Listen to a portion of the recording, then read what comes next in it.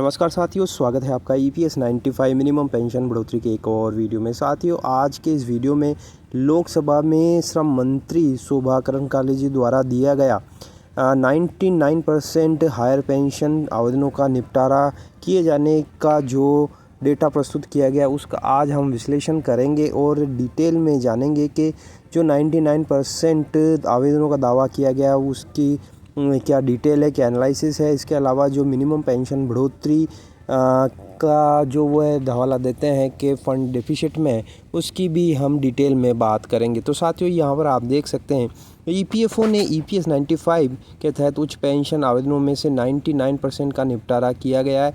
ऐसा उत्तर शोभा करंदलाजे ने संसद भवन में दिया, लोकसभा में दिया। इसके अनुसार 4.27 यानी 4,27,000 से अधिक मांग पत्र जारी किए गए, जिनमें से 34,060 बाद में अयोग्य पाए गए। श्रम एवं रोजगार राज्य मंत्री शोभा करंदलाजे ने कहा कि EPFO ने सुप्रीम कोर्ट के 2022 के फैसले को समयबद्ध तरीके से लागू किया और नियोक्ताओं द्वारा भेजे गए लगभग सभी 15.24 लाख आवेदनों का निपटारा किया है।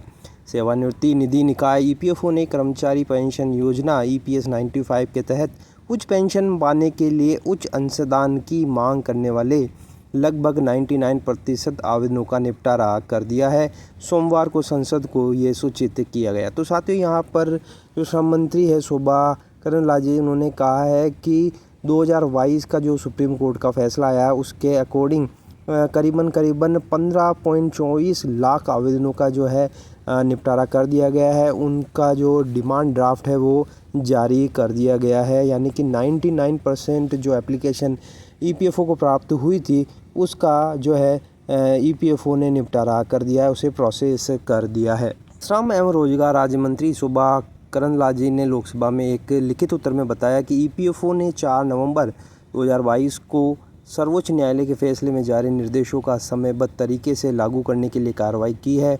लगभग 2,33,303 आवेदकों ने मांग राशि सहमति जमा भी करा दी है, जिनमें से 96,274 सेवा में बने हुए हैं और 1,37,029 पहले ही सेवानिवृत्त हो चुके हैं। तो यहाँ पर ये कह रहे हैं कि लगभग 2,33,303 आवेदक जो थे उन्होंने जो डिमांड राशि थी वो जमा करा दी है, जिनमें से 96,274 अभी सेवा में है यानी अभी कार्य कर रहे हैं और करीबन 1,37,000 जो पेंशनर्स हैं वो रिटायर्ड हो चुके हैं और अब उनको हायर पेंशन जो है मिलना स्टार्ट हो जाएगी। उन्होंने सदन को बताया कि इन सेवानिवृत्त आवेदकों में से लगभग 1,24,457 आवेदकों को PPO पेंशन भुगतान आदेश जारी किए जा चुके हैं, जबकि 12,572 PPO को अंतिम रूप दिया जा रहा है। उन्होंने सदन को बताया कि पेंशन की गणना के लिए अनुपातिक आधार कर्मचारी पेंशन योजना के पैरा 12 में दिया गया है और यह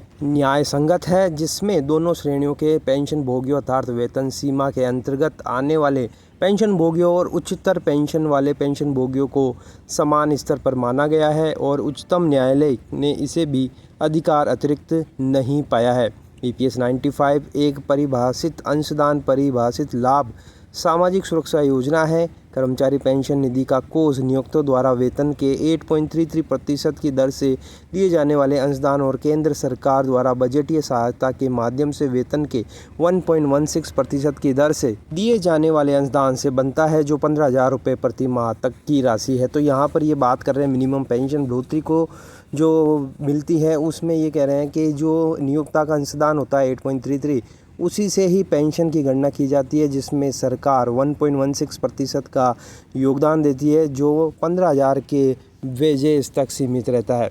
योजना के अंतर्गत सभी लाभों का भुगतान ऐसी ही संचित राशि से किया जाता है।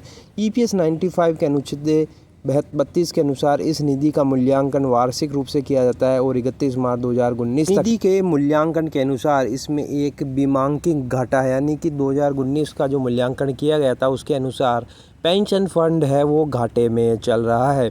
हालांकि इसमें कहा गया कि सरकार बजटीय सहायता प्रदान करके EPS 95 के तहत पेंशन भोगियों को 1,000 रुपये प्रति माह की न्यूनतम पेंशन प्रदान कर रही है, जो कर्मचारी भविष्य निधि संगठन को EPS के लिए प्रतिवर्ष प्रदान की जाने वाली मजदूरी की 1.16% के बजटीय समर्थन के अतिरिक्त है। तो साथियों, यहाँ पर आप देख सकते हैं मिनिमम पेंशन बढ़ोतरी को लेकर ये कह रहे हैं कि सरकार 1,000 रुपये मिनिमम पेंशन सभी पेंशन भोगियों को दे रही है।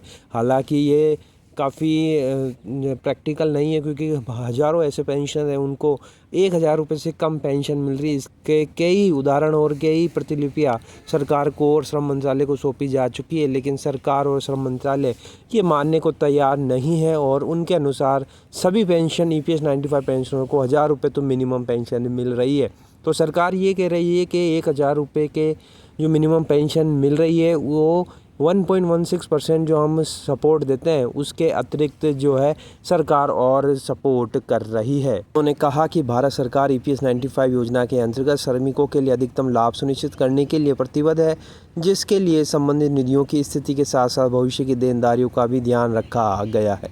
तो साथियों, यहाँ पर आप देख सकते हैं ये जो पूरा उत्तर शोभा जी ने दिया था संसद भवन के लोकसभा सदन में, तो वहाँ पर उन्होंने ये दावा किया है कि 99% जो उच्च पेंशन के मामले हैं उनको निपटा दिया गया है और 2 लाख के करीबन आवेदनों को PPO भी जारी कर दिया गया है और उन्हें जल्द ही हायर पेंशन मिल जाएगी। और जो मिनिमम पेंशन बढ़ोतरी की बात है उसके तहत उन्होंने कहा है कि घाटा जो वित्तीय घाटा है वो 2009 के 19 के अनुसार अभी घाटे में चल रहा है पेंशन फंड, इसलिए हम जो फ़िलहाल बजटीय सपोर्ट हम दे रहे हैं 1.16%। इसके अलावा मिनिमम 1,000 रुपये पेंशन भी सरकार दे रही है, जो काफ़ी ज़्यादा है और भविष्य का भी हमें ध्यान रखना है, इसलिए इस प्रकार हम आगे बढ़ रहे हैं। तो साथियों, यहाँ पर आप देख सकते हैं कितनी सच्चाई है, ये हम सब जानते हैं। सरकार हमेशा से ही इस तरह का दावा करती है, लेकिन सच्चाई से काफ़ी दूर इनके दावे रहते हैं। तो आपका इस बारे में क्या कहना है? आपकी राय कमेंट बॉक्स में ज़रूर बताइएगा।